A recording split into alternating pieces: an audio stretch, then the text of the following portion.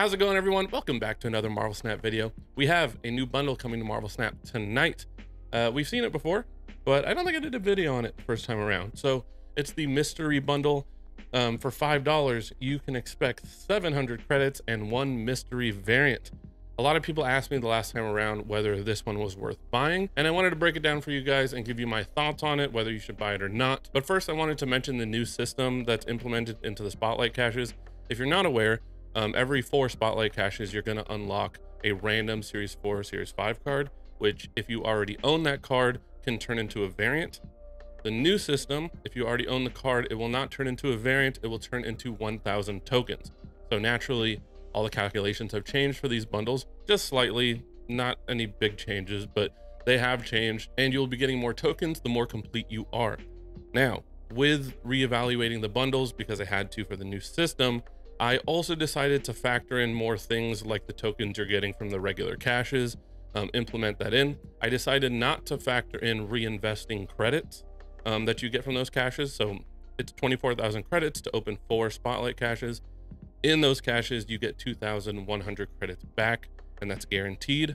I'm not factoring in the credits that you're getting back. It ends up spreading the 0% to 100% players much further and puts 100% players a little higher on the tokens per gold spent than I'd like, which, because of the larger spread, kind of makes it harder for you guys to evaluate where exactly you fall on the line between 0 and 50 and then 50 and 100. So I decided not to factor in the reinvestment and shrink that range down. That won't change whether you should or should not buy it. It won't change my recommendation whether you should or should not buy it.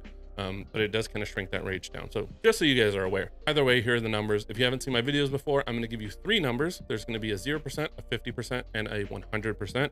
And that is the percentage of Series 4 and Series 5 cards that you have in your collection, not including the Series 5 card that is currently in the Spotlight caches.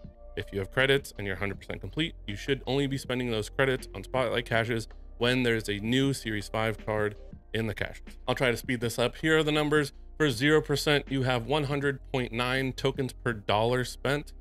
For 50%, 79.31 tokens per dollar spent. And for 100% complete players, 65.33 tokens per dollar spent. As you can see, this range is pretty polarizing. For 100% players, I absolutely do not recommend this for progression. For 50% players, I still don't recommend this for progression.